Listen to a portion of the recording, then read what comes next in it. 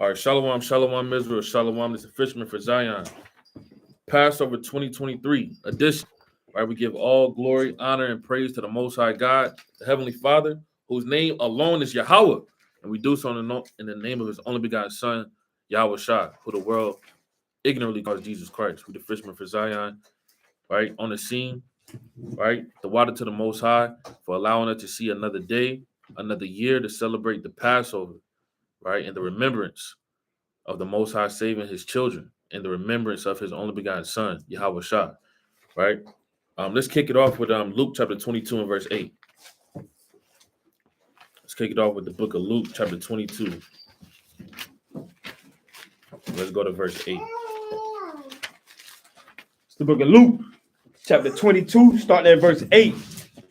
And it reads, "And he sent Peter and John, saying, Go and prepare us the Passover, that we may eat." Read that one more time. Luke 22 and verse 8. "And he sent Peter and John, saying, Go and prepare us the Passover." Go and prepare what? Go and prepare us the Passover, right? That we may eat. Right, that we may eat, right? So this is the season of the Passover, right? That we're supposed to commemorate for as long as the children of Israel are born. Right, real quick, let's get Psalms chapter 78 and verse 1 through the Spirit. Let's start at verse number 1. Psalms chapter 78 and verse 1. Book of Psalms, chapter 78, verse 1. Give ear, O my people, to my law. Incline thy ears to the words of my mouth. I will open my mouth in a parable. I will utter dark sayings of old, Right, which we have heard and known, and our fathers have told us. right. We will not hide them from their children. No, we're going to keep them to We ourselves. will not hide them from their children, Right, read on. showing to the generations to come the praises of the Lord and his strength, his wonderful works that he hath done. Right, so what are the strength and the wonderful works that the Lord have done? One of them is saving us out of slavery, out of Egypt, right? So everyone, all so-called Black, Hispanic, and Native Americans should know about how the Most High God delivered us from captivity, hard bondage.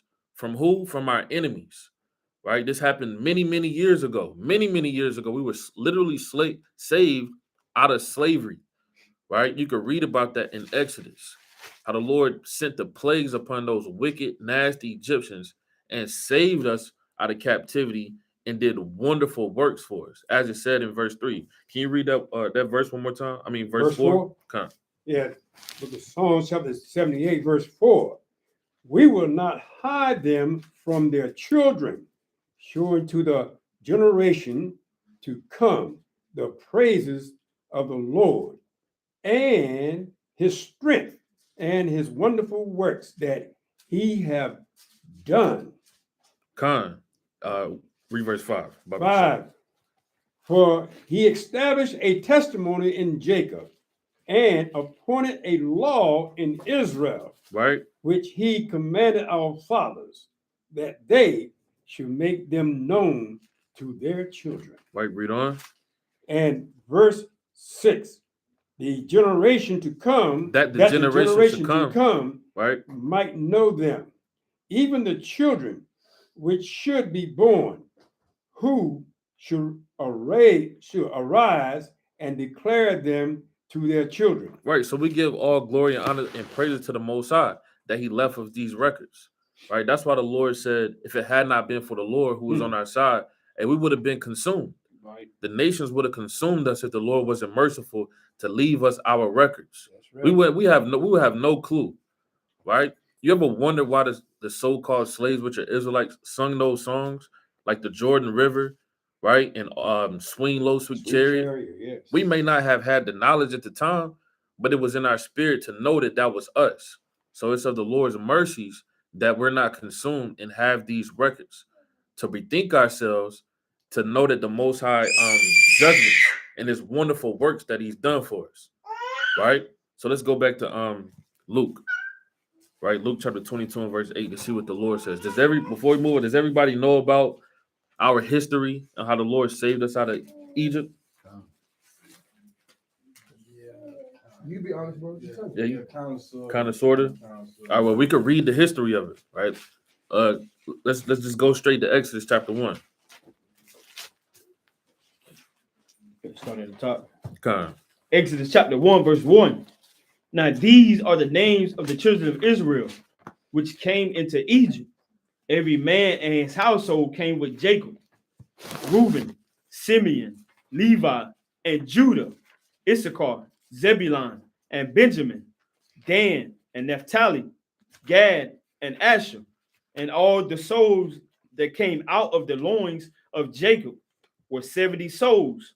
For Joseph was in Egypt already, and Joseph died, and all his brethren, and all that generation. And the children of Israel were fruitful and increased abundantly, and multiplied and waxed exceeding mighty, and the land was filled with them. Now there arose up a new king over Egypt, Right, which knew not Joseph. And he said unto his people, Behold, the people of the children of Israel are more and mightier than we. Come on, let us deal wisely with them, lest they multiply. right. So this is the history of the Egyptians planning to put us in slavery, right? Just like the prayer that we read earlier in Psalms chapter 83, they have taken crafty counsel against thy hidden ones and consulted under one consent, right? This is nothing new. They did this back again, and they're continuing to do it now, right? So this is the Egyptians planning to put us in slavery because this new king, he knew not Joseph. He didn't know about how Joseph went inside of Egypt and taught them mathematics and taught them all manner of science and equitable things. Right. Right. You can read about that in the book of Psalms, chapter 105. So his plan was to put us in slavery and make us taskmasters. So let's skip to chapter 4, Exodus chapter 4.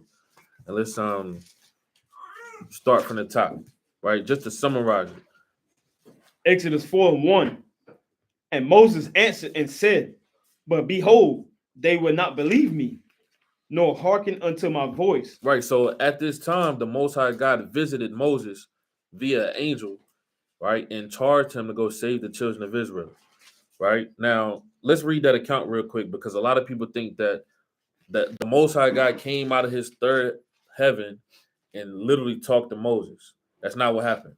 Right. Let's go to Exodus chapter 3 and verse 1. Exodus 3 and 1.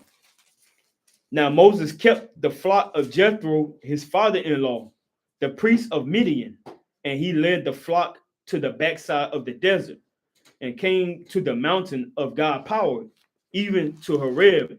And the angel of the Lord Yahweh appeared unto him. Who appeared unto Moses? And the angel of the Lord Yahweh appeared unto him. Right. So the angels in the scriptures are referred to as God, right?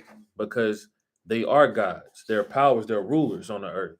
Just like how the Lord said we're gods in Psalms chapter 82. Right? You have different tiers of gods, right? So the angel appeared unto Moses. Now, when you read on, which we're going to read on, it's going to tell you God appeared, or the Most High, or God appeared unto Moses. And this God that's talking about is the minister that the Most High God sent, which is an angel, right? Read on. Verse 2, Exodus 3 and 2. And the angel of the Lord appeared unto him in a flame of fire. And this is also how you find out the name of the Lord. He's going to tell you the name of the Lord, of course, in the Hebrew tongue, but you have to understand who's speaking, who's telling the name, right? Because there's many names out here that people go by, but they're not reading the scriptures as it is written, right? Read on. And the angel of the Lord appeared unto him in a flame of fire out of the midst of a bush.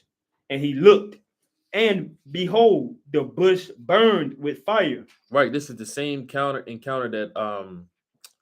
that Samson's parents had, right? When the angel came down and it left up in the fire, and they was kind of confounded of what's happening. This is the same encounter. These are the encounters that our forefathers had with the Most High via his ministering spirits, which are the angels. Right, read on. The bush burned with fire, and the bush was not consumed. And Moses said, I will now turn aside and see this great sight, while the bush is not burnt. And when the Lord saw that he turned aside to see, God called unto him. So it said God, when the Lord saw, he said, God called unto him. Read on. Now, out. who is this God? It's still the same person that it said appeared unto him, which is the angel. Right, read on. God called unto him out of the midst of the bush, and he said, and said, Moses, Moses. And he said, Here am I. And he said, Draw not nigh hither, put off thy shoes from off thy feet, for the place whereon thou standest is holy ground. Right, so he said, take your shoes off before you come and enter into me, because the place that you're standing on is holy ground. What does that mean? A real quick, simple precept on that. Get Ecclesiastes 5:1. Right, Ecclesiastes chapter 5 and verse 1. It's Ecclesiastes chapter 5 and verse 1. Keep thy foot when thou goest to the house of God, right, and be more ready to hear than to give the sacrifice of food. So Moses, when you go back and read the story, Moses was raised up as an Egyptian, right? Meaning he was raised by heathen, people that didn't know the Most High God. The people that knew the Most High was the Israelites. So when the angel appeared unto Moses, and Moses knew he was an Israelite, which is why he went to save his people and beat up the Egyptians.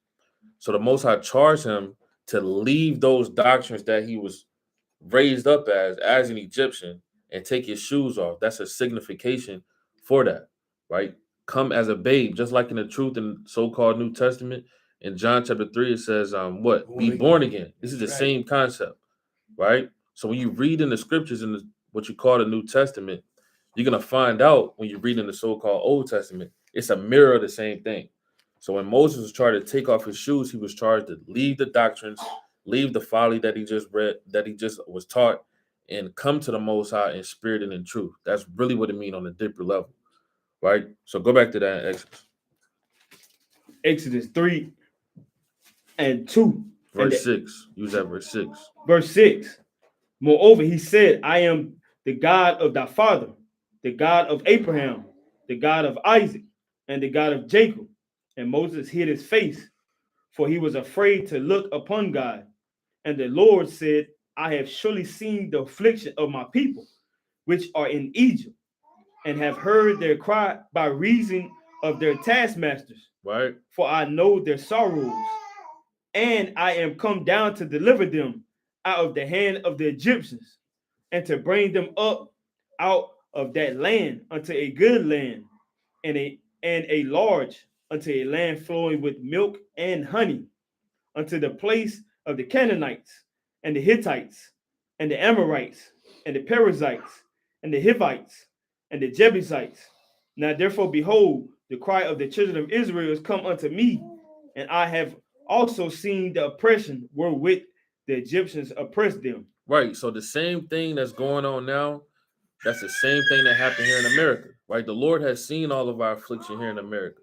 And the way that the Lord seen it was through this same spirit that's having an encounter with Moses, which is the angel. He said, listen, I've seen these things. That's why the Lord said in Sirach, it says the eyes of the Lord are 10,000 times brighter than the sun, beholding all of the ways of men, right? Which is those ministering spirits. Real quick, get a quick precept. Psalms chapter 104 and verse 3. Right? And get Sirach chapter 29. 23 and 19. To prove that real quick.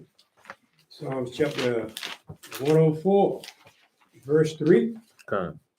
And it reads, who laid the beams of his chambers in the waters, who maketh the clouds his chariot. Who maketh the what? Who maketh the clouds his chariot. Right?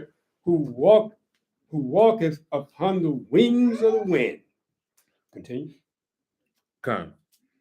Who make his angels spirits, his ministers flaming fire. Right. Ministers are flaming fire. The word minister goes back to the word to go forth, to go out. Right. So the Lord has his ministers out seeing everything, judging everything. Right. That's why the book of Sirach says this. Read that real quick. 23 and 19. Book of Sirach, chapter 23, verse 19. And it reads, such a man only feared the eyes of men, and knoweth not that the eyes of the Lord are 10,000 times brighter than the sun. Right, because the Lord created all these different angels that see everything. Right, read on. Beholding all the ways of men, and considering the most secret parts. Right, considering the most secret parts. Real one last quick precept on that. Proverbs chapter 15 and verse 3. Book of Proverbs, chapter 15, start at verse 3. And it reads, the eyes of the Lord are in every place, Right, beholding the evil and the good. beholding the evil and the good. Right, which is why what? Which is why the Most High sent these angels to deliver this message to Moses.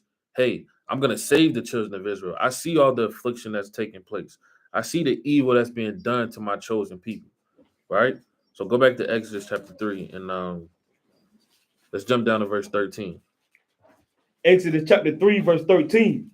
And Moses said unto God, behold, when I come unto the children of Israel, and shall say unto them, the God of your fathers hath sent me unto you, and they shall say to me, what is his name? What shall I say unto them? Right? And God said unto Moses, I am that I am. What'd he say? I am that I am. Read on. And he said, thus shalt thou say unto the children of Israel, I am, has sent me unto you. Right. Tell them that I am has sent them. Right? Which is saying what? He's delivering this message, saying, what is the Most High's name? He said, I am, meaning he is. Right? Because this angel is delivering the message to Moses. He is. That's how you get the name Yahweh. He is, or he exists. He to be. That's the name of the Most High. Right? So let's go to Exodus chapter 4. And the reason why that's important, because the angels came down to deal with the children of Israel. Right? It tells you that in Deuteronomy chapter 4 and verse 1, that the Lord spoke to the children of Israel face to face. Right? Verse 1 on down. Right? So let's read that. Exodus chapter 4, verse 1.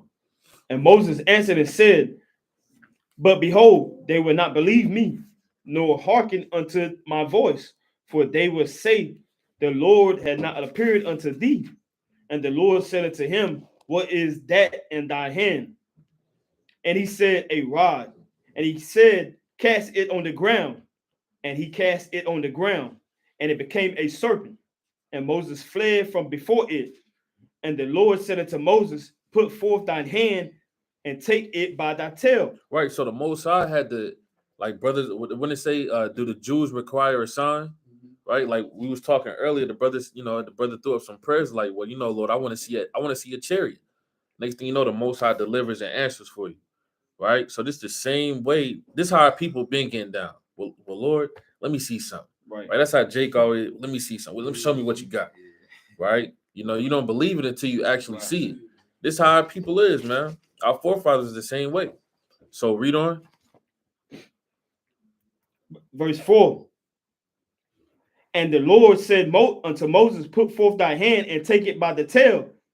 And he put forth his hand and caught it, and it became a rod in his hand, that they may believe that the Lord God of their fathers, the God of Abraham, the God of Isaac, and the God of Jacob had appeared unto thee. Right. The God of Abraham, the God of Isaac, and the God of Jacob. Right. This is the same God. This is the same God throughout the whole book. Right. People freak out when they go to the book of Matthew and they just forget about that. They just try to forget about he's the God of Abraham, Isaac, and Jacob. There's nothing new under the sun. He's the same God then and he's the same God now.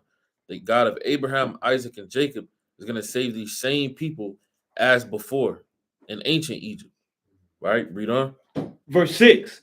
And the Lord said furthermore unto him, put now thine hand into thy bosom. And he put his hand into his bosom. And when he took it out, behold, his hand was leprous as snow. And he said, put thine hand into thy bosom again. And he put his hand into his bosom again and plucked it out of his bosom. And behold, it was turned again as his other flesh. Right. And it shall come to pass, if they will not believe thee, neither hearken to the voice of the first sign, that they will believe the voice of the latter sign. And it shall come to pass, if they will not believe also these two signs, neither hearken unto thy voice, that thou shalt take of the water of the river and pour it upon the dry land. Right. So you got to remember, Moses wasn't really raised up with his brethren like that. So he's like, he doesn't have the most confidence in himself that these people are going to hear him, right? These are Judites, right? In the ancient world, right? So these are so-called black Negroes, if you will. So he's kind of like, well, Lord, you got to kind of help me in this thing, Right. right?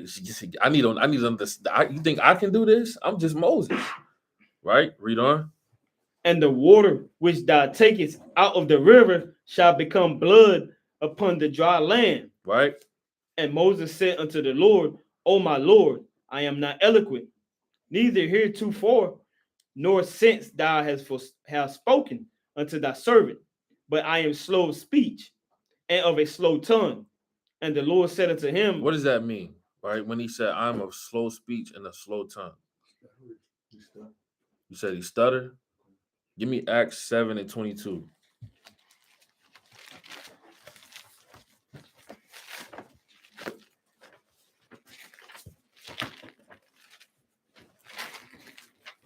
the book of Acts Acts, chapter 7 and start at verse 20. Start at 21. Start at 20.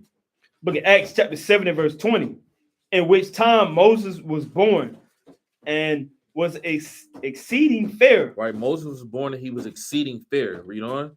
and nourished up in his father's house 3 months. And when he was cast out, Pharaoh's daughter took him up and nourished him for her own son. Right. And Moses was learned in all wisdom of the Egyptians, and was mighty in words. No, he had a stutter. And was mighty in words and in deeds. Right. So Moses didn't speak the language of the Israelites. Right. He was raised up with the Egyptians. He spoke their language. He was in their community. Right. So he didn't have the lingo of what the Israelites had, so to speak. Right. That's really what that means. I wouldn't say that he had a stutter because it says that he was mighty in words. He was powerful. So that's like, if a person is in like China or like Africa, someone they come to America and they say certain stuff, like, but they're slow with it and they say certain words that like go with everything. Like Exactly. Or let's say like we in North Carolina and you got we speak our language, but you have brothers in Baltimore. They got their own lingo, their own language of how they speak. That's more so what it is. Or you got the people here, you got the people in South Carolina, they got the Geechee Gullah. But we still speaking the same language because remember, these are Hebrews now, but the Egyptians, they got their own situation going on. So that's more so what that means. So go back to Exodus chapter 7. Exodus chapter 4. Exodus chapter 4. Starting back at 11. And the Lord said unto him, Who hath made man's mouth? Or who maketh the dumb, or deaf, or the seeing, or the blind? Have not I the Lord? Have what? Have not I the Lord? Hey, I'm going to give you the power that you're going to be able to resonate with these people. You're going to be able to meet them where they are. Like in the book of Jeremiah, it says, make your head hard against theirs. So sometimes you have to, depending on who you teaching, you your spirit kind of got to match their spirit, so to speak. That's how the better teachers get to reach more of the people because they meet them where they are. Right, read on. Now therefore go, and I will be with thy mouth, and teach thee what thou shalt say. I'm going to be with your mouth. I'm going to teach you what you're going to say. Right, read on. And he said, O my Lord, send, I pray thee, by the hand of him whom thou wilt send. And the anger of the Lord was kindled against Moses. And he said, Is not Aaron the Levite thy brother? I know that he can speak well. And also, behold, he cometh forth to meet thee. And when he seeth thee, he will be glad in his heart. And thou shalt speak unto him and put words in his mouth. And I will be with thy mouth and with his mouth, and will teach you what ye shall do.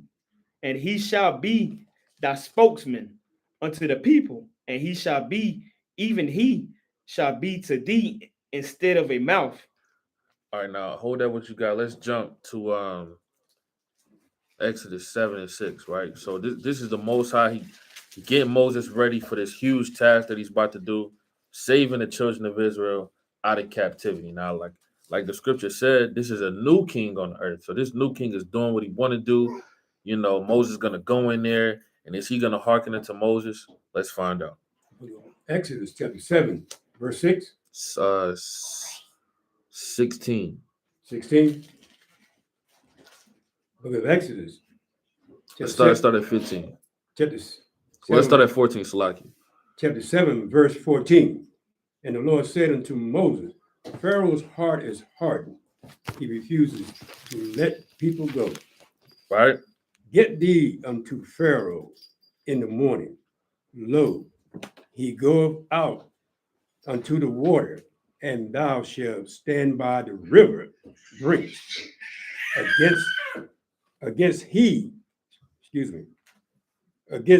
come, and the rod which was turned to a serpent shall thou take it in thy hand, Right? and thou shalt say unto him, the Lord power of the Hebrews have sent me unto thee, saying, let my people go. Saying what? Let my people go, Read on. that they may serve me in the wilderness. And behold, hitherto thou wouldest not hear. Right. So when Moses went into Egypt, right? Everybody should know this. This is history, right? And he said, let my people go. And Moses didn't do it. What happened afterwards? You remember that, brother? Say it again. When Moses went up in Egypt and said, let my people go to Pharaoh, right? This nasty king that had our people in slavery. And he didn't want to let us go. What did the Most High do?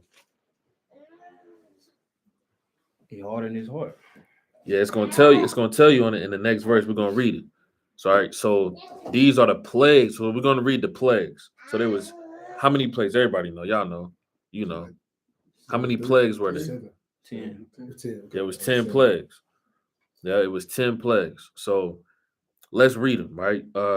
Keep reading on. Verse 17. Thus saith the Lord, in this thou shalt know that I am the Lord. Behold, I will smite with the rod that is in my hand Right? upon the waters which are in the river, and they shall be turned to blood. What is the Most High gonna do? They shall be turned to blood. So the first plague is what? The Most High saying, listen, you don't want to let the children of Israel go, so I'm going to turn your water into blood. Right? And water is very important. You need water to live, survive, to keep your community going. So the Most High plagued the Egyptians with the first plague was turning their water into blood. Yeah, he turned their water into blood. Okay, so that would be similar to what's going on right now. Similar to what's going on right now. Well, our water not literally be turned into blood, but we can't drink it, so it's not for no good. Well, you could say that as well, but there's also a certain places where there's literal like water turned into blood. And nobody knows what the scientists, they're trying to figure it out. Right. Like, what the hell? Right. You know, well, how did this happen? Well, maybe the God of Abraham, Isaac, and Jacob is back on earth. Right. I thought he left back when he did that to Egypt.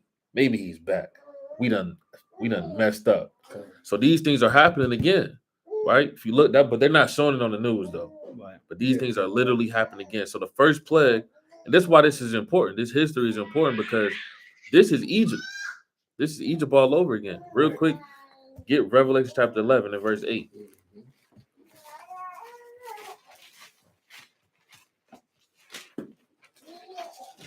Book of Revelation, chapter 11 and verse 8. And their dead bodies shall lie in the street of the great city, which spiritually is called Sodom and Egypt. Right. So there's another place that's going to be spiritually called Sodom and Egypt. And we know that this is Babylon the Great. That's Right. right. Go to Isaiah chapter 19 and verse 1.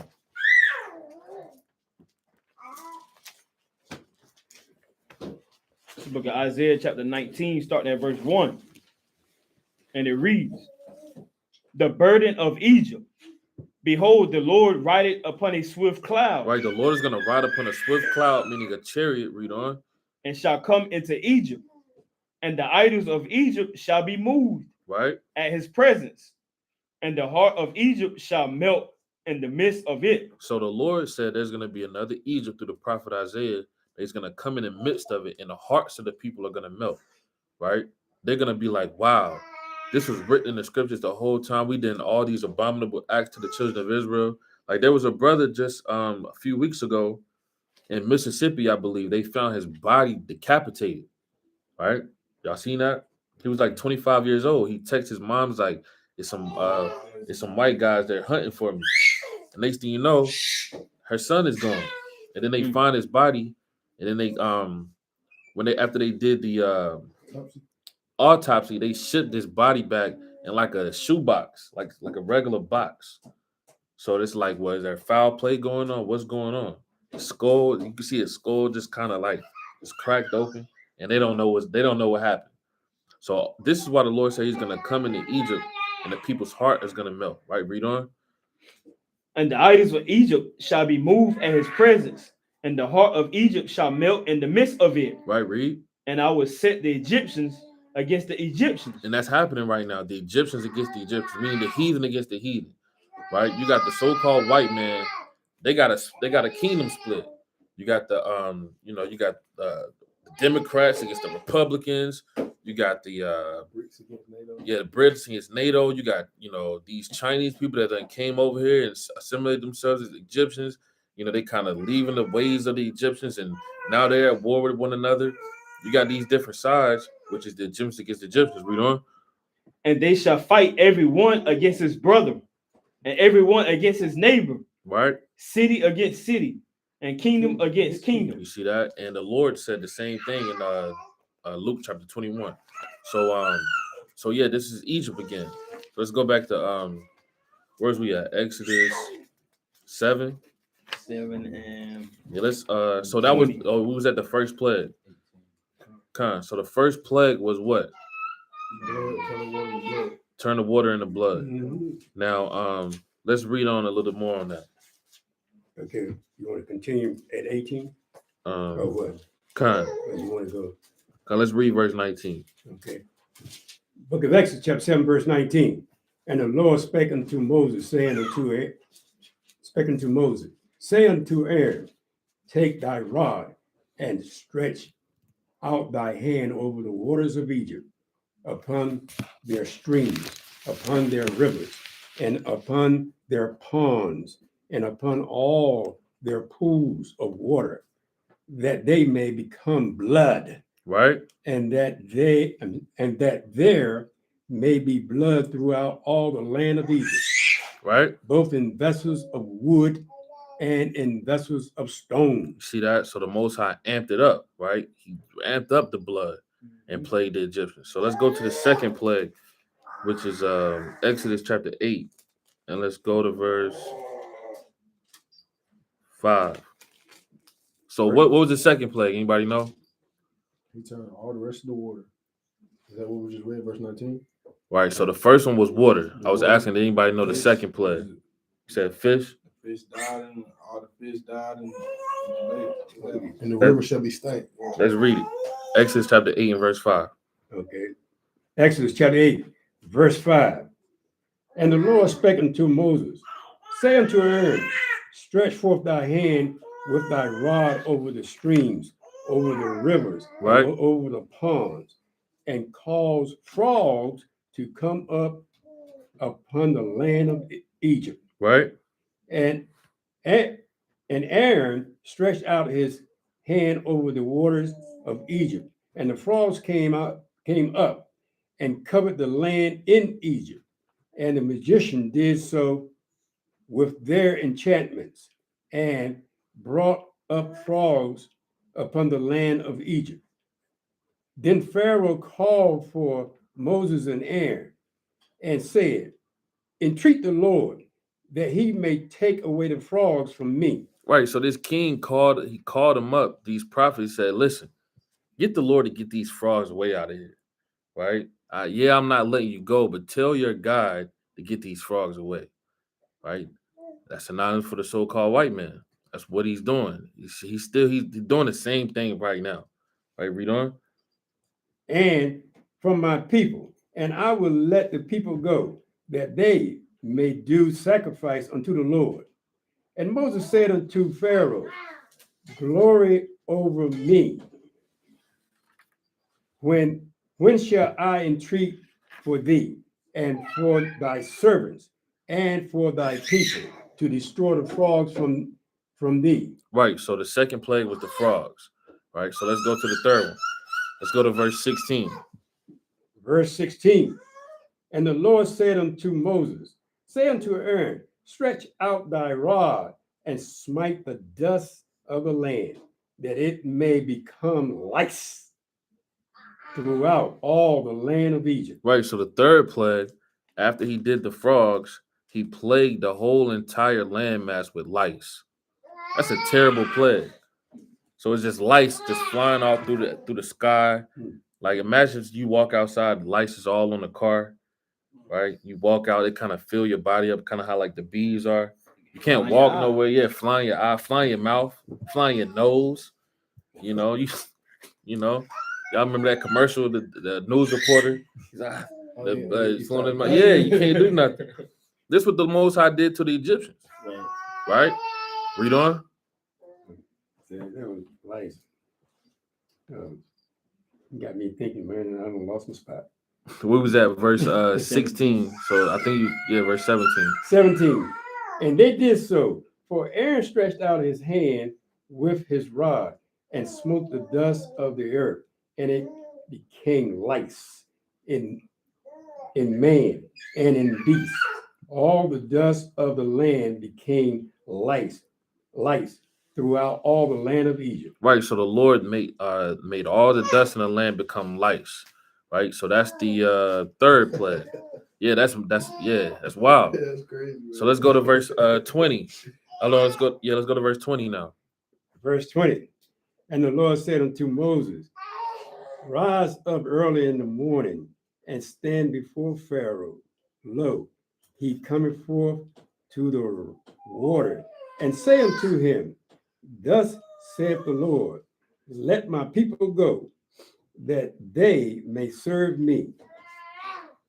Else, if thou wilt not let my people go, behold, I will send swarms of flies unto thee, and upon thy servants, and upon thy people, Right. and into thy houses, and the houses of the Egyptians. Right. So the fourth plague was flies, and that's after you just got plagued with a whole bunch of lice. That's aggravating. Right. And he still didn't let the children of Israel go. Right. Anybody know the next plague? Let's go to Exodus chapter 9. I ain't know. Start at the top. Kind of verse 3. Maureen. And real quick, before you get that, get Wisdom of Solomon chapter 16 and verse 9. It's the book of Wisdom of Solomon, chapter 16, starting at verse 9. Right. This is a more detailed account of what was going on. And it reads, for them the bitings of grasshoppers and flies killed, neither was there found any remedy for their life. Right. For they were worthy to be punished by such. But thy sons, not the very teeth of venomous dragons, overcame. For thy mercy was ever by them, and healed them. For they were pricked, that they should remember thy words, and were quickly saved. Right. So the Most High was pricking this king, right, called Pharaoh. Right. Pharaoh Ramses I think it was the fourth or the third, I believe. Right, because there was different pharaohs, and the Most High is pricking this man's heart and hardening his heart by plaguing him. Right, so let's go to Exodus chapter 9 and verse 3. Exodus chapter 9, verse 3. And we're on number 5 now. This is the fifth plague. Behold, the hand of the Lord is upon the cattle, which is in the field, upon the horses, upon the asses, upon the camels, upon the oxen, upon the sheep. There shall be a very grievous marine. Now, when you get deep into these plagues on why the Most High plagued these Egyptians with these particular plagues, you'll find out that these Egyptians were serving these different type of gods. They had all manner of gods that they was worshiping in Egypt, and the Most High plagued them with these different animals that was a signifying their gods. So the Most High is like, listen, I'm the Most High God. Why are you serving these other gods? Listen, I'm the only one. I'm the God of Abraham, Isaac, and Jacob. So that's why this is even more mighty. So when you think about America, what just happened to the American dollar bill? It crashed, right? So first of all, it's been kind of crashed. America's dollar bill is not backed by any gold or anything. So people have been worshiping America's dollar bill since we've been over here, really, and really more so it elevated since like the 70s. The war on drugs, the housing situation, the entertainment world. So everybody's been worshiping the number one god really in America is the dollar bill, which is why they got the Egyptian pyramid up there, where they got all this masonry and God we trust, the God of money, the God of Satan. Even when you go into Esau's, when Esau named his children, one of his children name is I can't remember the name, but it's like the God of money or something like that, right? So that's why the Most High is plaguing America the same way, and it's the same thing is gonna go down. The same thing is gonna happen. I got Right. a quick piece up. Kind of. It's the book of Exodus, chapter 20 and verse 5. Thou shalt not bow down thyself to them, Right. nor serve them. For I, the Lord thy God, am a jealous God, Right. visiting the iniquity of the fathers upon the children unto the third and fourth generation of them that hate me. Right. And this is why the Most High gave us that commandment. This is after that, when he said that, that was after we got freed out of Egypt. He said, don't bow down to them, don't serve them, right? Because I'm the only one and true living God. So let's kind of Shalaki, and that word jealous is going into he is the only most high God. And there ain't nobody that can counter him, just like the Egyptians try to counter him, and their magicians try to get back every time he sent a plague. The magicians try to throw something back. So he was basically saying that because there ain't nobody that can do what he do. Right. Kind. Yeah. And even in America, they got all these different magicians. You got these fake pastors. They say that they're healing people. Right. You got these different scientists that's making fake clouds. So they kind of acting like they're trying to mirror the Most High God. Real quick, we're not trying to make this too long, but go to Ezekiel chapter 28 and verse 2. Ezekiel 28 and verse 2. Because this society, they think that they're God and they're trying to mirror the Most High. That's why they make the fake clouds, and they done made a fake sun and a fake moon. Sorry. Yeah, and they even cloning people. Right? They'll take a man's sperm and try to put it in the freezer and kind of save it and just start giving life, as if the Most High is not the only one that gives life. So read that real quick. Ezekiel chapter 28 and start at verse 1. Verse 1. Okay. Ezekiel chapter 28, verse 1. The word of the Lord, want to say that? You can read it as it's written. Okay. The word of the Lord came again unto me, saying, Son of man, say unto the prince of Tyrus, Right? Thus saith the Lord power, because thine heart is lifted up. Because thine heart is lifted up. Say this unto the prince of Tyrus. Now, on a deeper level, this prince of Tyrus is talking about Esau. It's talking about the so-called white man. Right? Read on. And thou hast said, I am God. What does the prince of Tyrus say? I am God. Right? I sit in the seat of God, in the midst of seas. I sit in the seat of God in the midst of the seas many nations, in the That's midst right. of the different People. races of people. Yeah. Right? Read on. Yet thou art a man and not God. And the Lord said, listen, yeah, you're a man, you're not God. Read on. Though thou set thine heart as the heart of God. He set his heart as the heart of God. In his mind, he thinks he's God. Right? He has all of the colleges, he has all of the wealth, he has everything. Right? Now, check out verse 3. Read on. Behold, thou art wiser than Daniel. There is no secret that they can hide from thee. Yeah, he said he's wiser than Daniel. How wise was Daniel? Daniel was able to tell Nebuchadnezzar's dream, and Daniel wasn't even there. What does the so-called white man do? Your phone, you could be literally on your phone, and your phone will tell you what? You're hungry. You should go to Starbucks. And you was just thinking about Starbucks. Like, what the world? Right? It's in your recommendations. God, Right? that's crazy. So the so-called white man thinks he's God through his science and through his knowledge on the left-hand side. You know? So we don't got to get too deep in there. Let's go back. Exodus. We're gonna jump to the next plague, which is Exodus 9 and verse 8. So, 9. We're gonna go to verse 8 now. Okay, verse 8. Right. So we're on the 6th plague, right? So the 5th plague was the Most High. Did we even finish that? Flies. Nah. Flies. 5 is number 4. Lice, So the flies. yeah, so it's livestock, it's the cattle. Maureen. Yeah, Maureen. Con. So let's go to verse 8. Okay, this is Exodus chapter 9, verse 8. And the Lord said unto Moses and unto Aaron, take to you handfuls of ashes of the furnace, and let Moses sprinkle it towards the heaven in the sight of Pharaoh, Right? and it shall become small dust in all the land of Egypt, and shall be a boil, There shall be a what? breaking forth with blands upon man and upon beast throughout all the land of Egypt.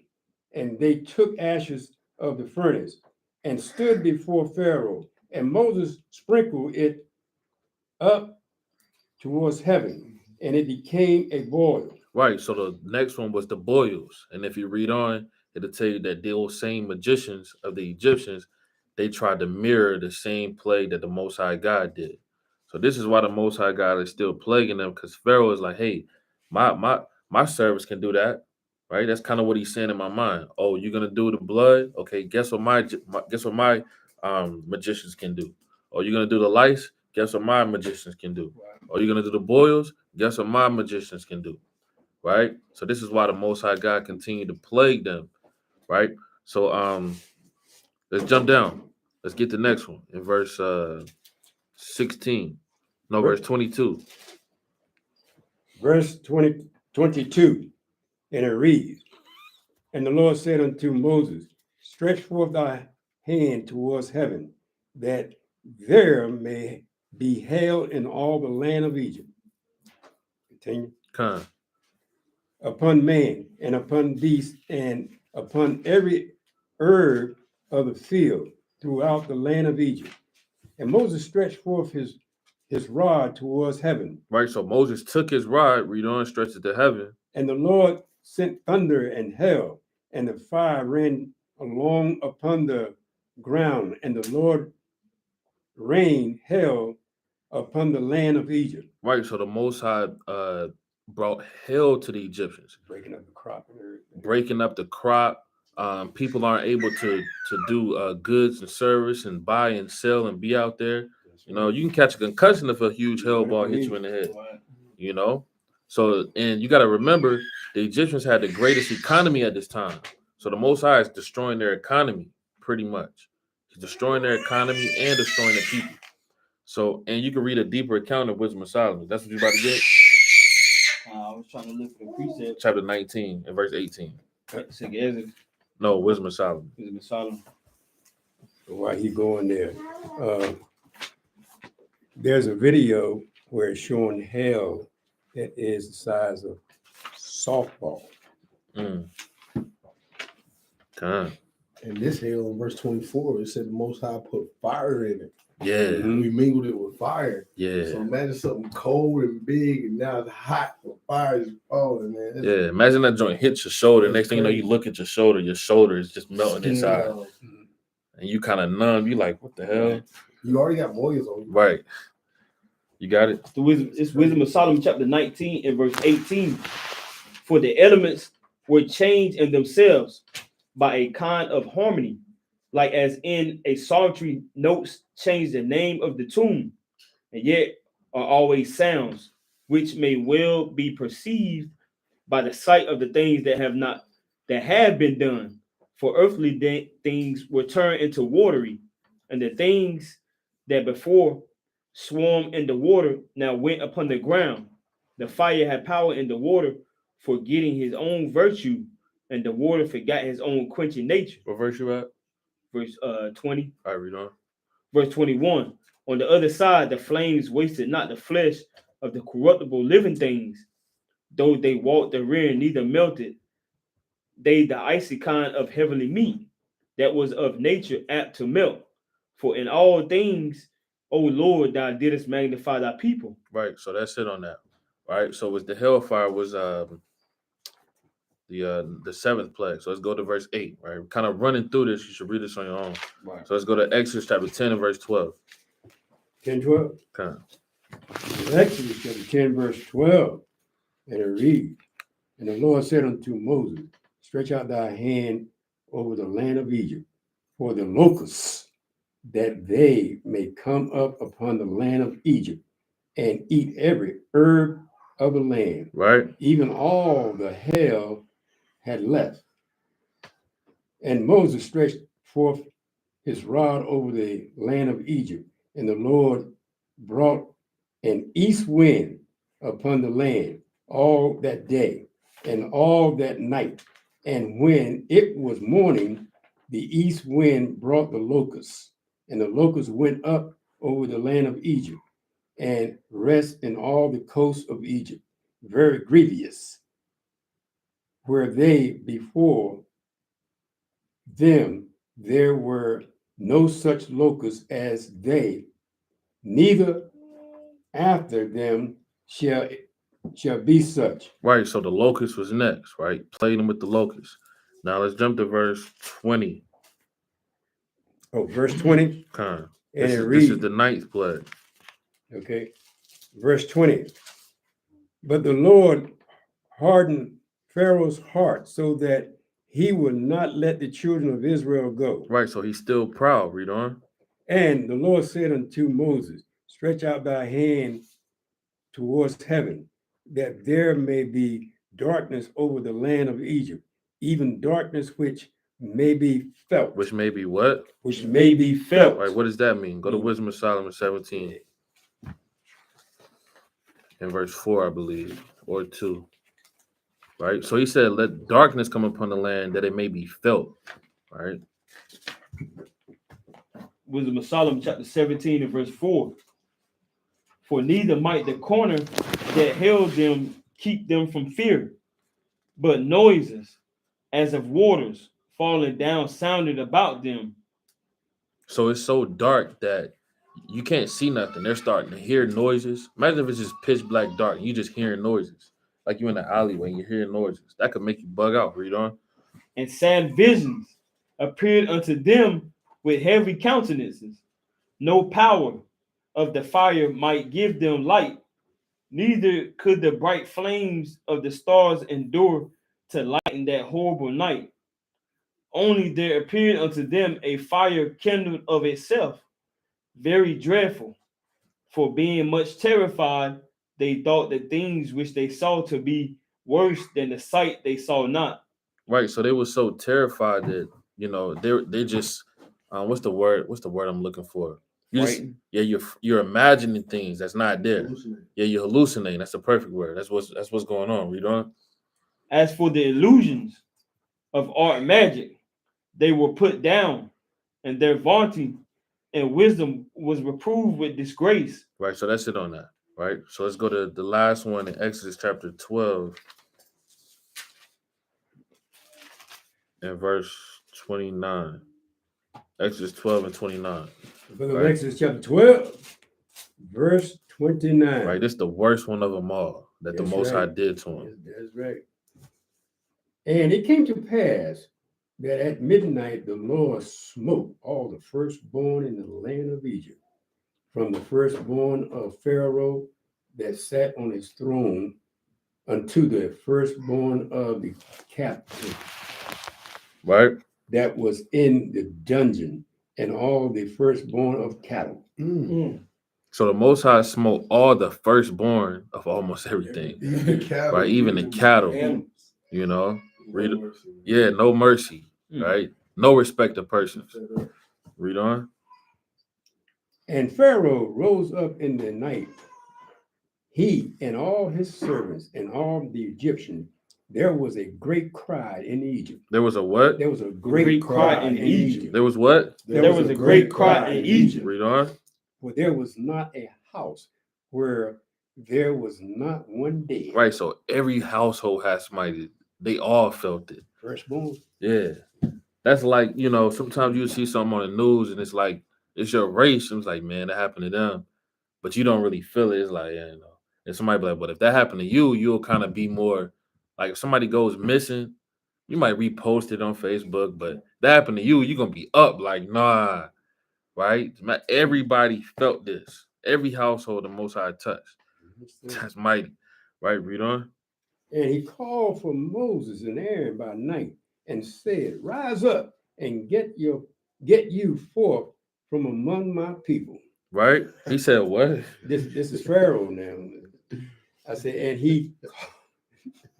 he called for Moses and Aaron by night and said, rise up and get you forth from among my people, Right? both ye and the children of Israel, and go serve the Lord as you have said. You see that? And go serve the Lord as ye have said, right? So this is the commemoration for the Most High saving us out of Egypt. And then we all know what happened after this. The Most High parted the Red Sea. We spoiled the Egyptians, took all of their goods, and we got the hell up out of there. Right. We got up out of Egypt. Get 2nd Ezra chapter 15 and verse 11. Bible Bashar. To the beginning of it. Verse 11. Okay. Book of 2nd Ezra chapter 15, start at verse 11. But I will bring them with a mighty hand and a stretched out arm and smite Egypt And do what? and smite Egypt Read on. with plagues as before. As what? As before. What Egypt is that talking about? I will smite them as before. I will smite this Egypt as before. Right? Read on. And will destroy all the land thereof. Right? Egypt shall mourn. What shall mourn? Egypt shall mourn. America shall mourn. Read on. And the foundation of it shall be smitten with the plague and punishment that God shall bring upon it. They that till the ground shall mourn, for their seeds shall fail through the blasting and hail, and with a fearful constellation. Woe to the world and them that dwell therein. Right. Woe to this world and them that dwell therein. Let's get Joel chapter 3 and verse 19. Joel 3 and 19. I kind of forgot about this precept. Joel chapter 3 and verse 19. Watch this. Joel chapter 3, start at verse 19. Start at 17. Joel chapter 3, verse 17. So shall ye know that I am the Lord your God, dwelling in Zion, my holy mountain. My holy people, read on. Then shall Jerusalem be holy, and there shall no strangers pass through her anymore. Right? And it shall come to pass No slavery anymore, read on. And it shall come to pass in that day that the mountains shall drop down new wine, and the hills shall flow with milk, and all the rivers of Judah shall flow with waters.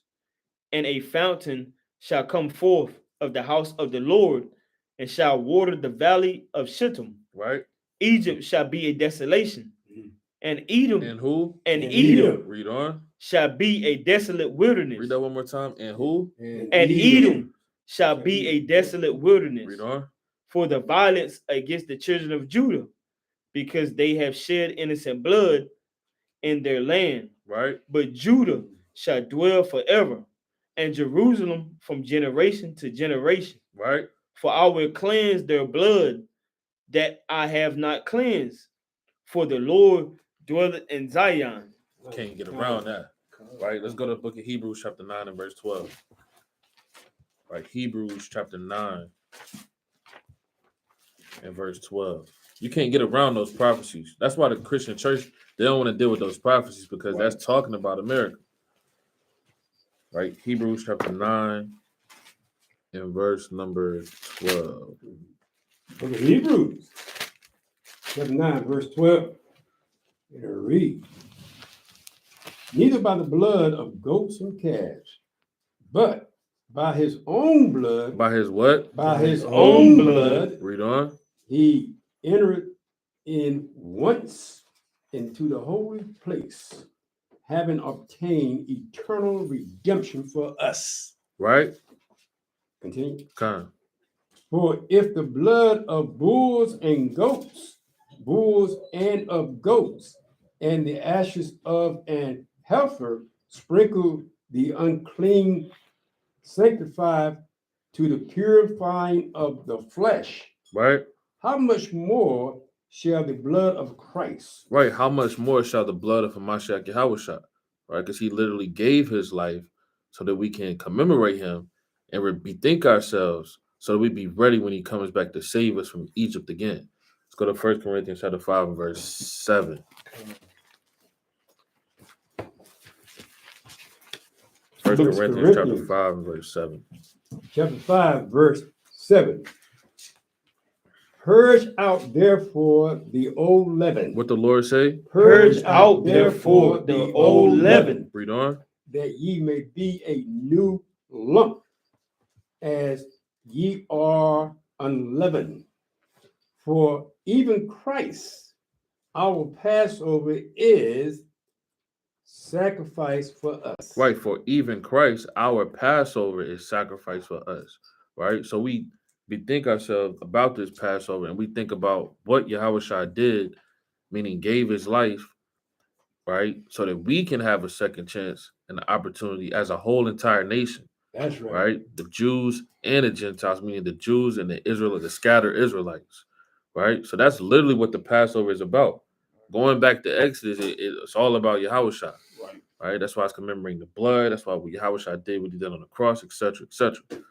Let's go to Corinthians 11 and 23, classic.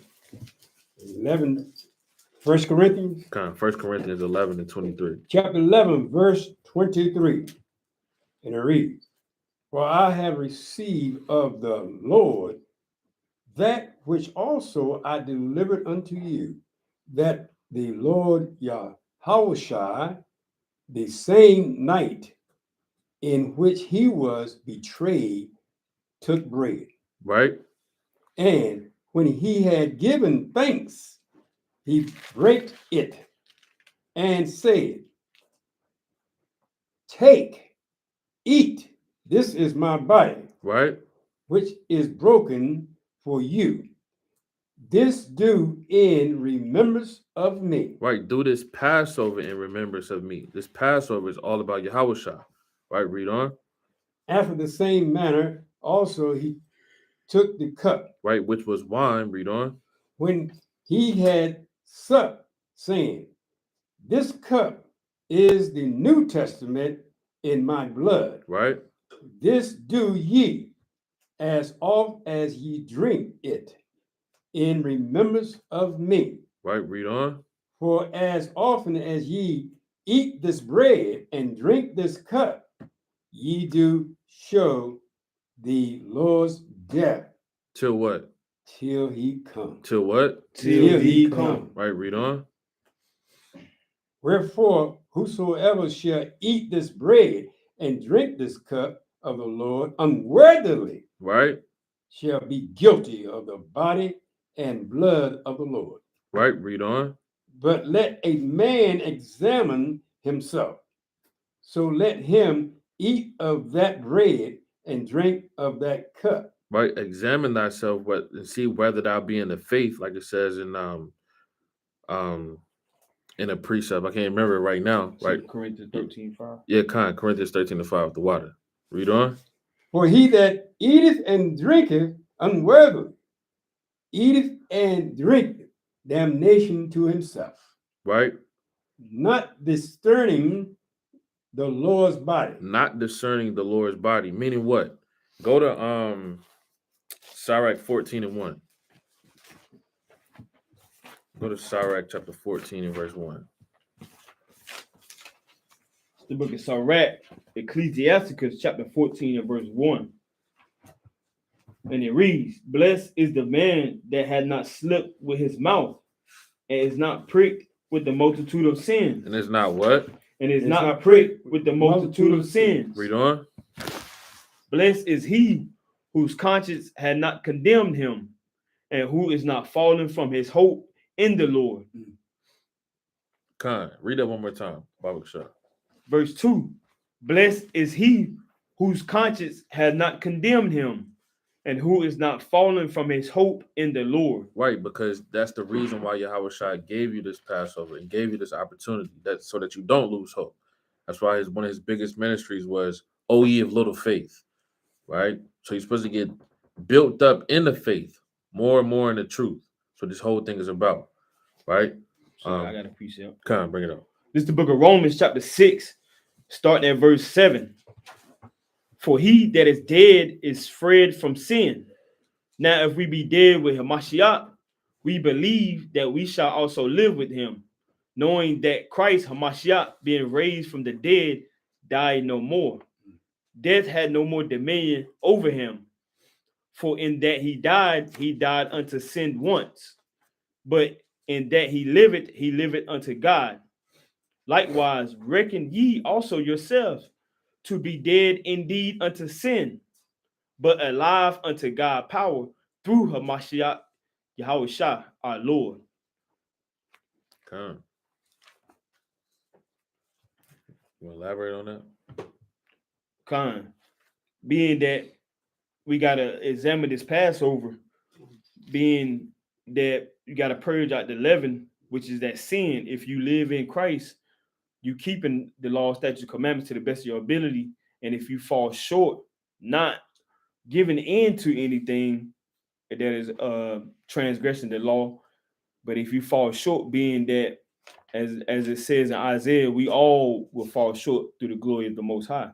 Being that I believe it's Isaiah's 63rd chapter, we was programmed to be subject unto this flesh, which this flesh is going to fight against the spirit. So if you set Hamashiach Christ and you keep it in law, statutes, commandments to the best of your ability, he will have grace and mercy on us. Let's go to Colossians chapter 1 and verse 12. Let's get a few more precepts. Right, Colossians chapter 1 and verse 12. The book of Colossians chapter 1, starting at verse 12. And it reads, giving thanks unto the Father, which hath made us meet to be partakers of the inheritance of the saints in light. What does he do? Made us to be partakers of the inheritance of the saints in light. Right, meaning the Lord gave you the knowledge and wisdom and the understanding that you're an Israelite first and foremost, woke you up from the land of the dead, right, and brought you into the faith, brought you into the truth, right? Read on. Verse 13, who had delivered us from the power of darkness and had translated us into the kingdom of his dear Son. Right.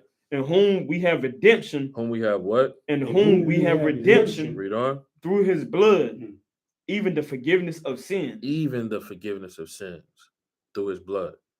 That's really deep when you really think about it. This one man, knowing how wicked you was, how off you was, how abominable, how lost, right? How hurt you were in the world, even or in the truth. This one man has the power to give you everlasting life by his sacrifice, right? It's mighty, right? Romans chapter 12, verse 1. I gotta appreciate it. Bring it up. This is 1 Peter chapter 1 and verse 19. But with the precious blood of Christ, as of a lamb without blemish. As a what? As of a lamb without blemish. Right, read on. And without spot, who verily was foreordained before the foundation of the world, but was manifest in these last times for you. Somebody precept. Book of Romans. He said, chapter 12 and verse 1. Chapter 12, verse 1.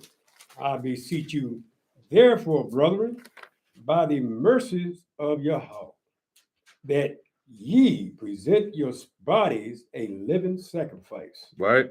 holy, acceptable unto power. What the Lord say? Holy, and acceptable unto God. Read on. which is your reasonable service. Which is your reasonable service. Revelation chapter 22 and verse 12. Oh, Lord. The book of Revelation, chapter 22, starting at verse 12. And behold, I come quickly. What the Lord say? And behold, I come quickly. One more time. And behold, I come quickly. Read on. And my reward is with me to give every man according as his work shall be. Kind. That's written. With that, we say a shar, right? Passover. We pray that the Most High put the Spirit on you to have a mighty Passover through the Spirit. Pray that you all keeping in this respective season, right? Pray, and after this is the Feast of Unleavened Bread. You should be eating unleavened bread for 7 days as follow, right? With that, we say, Kum Yashala. Come here,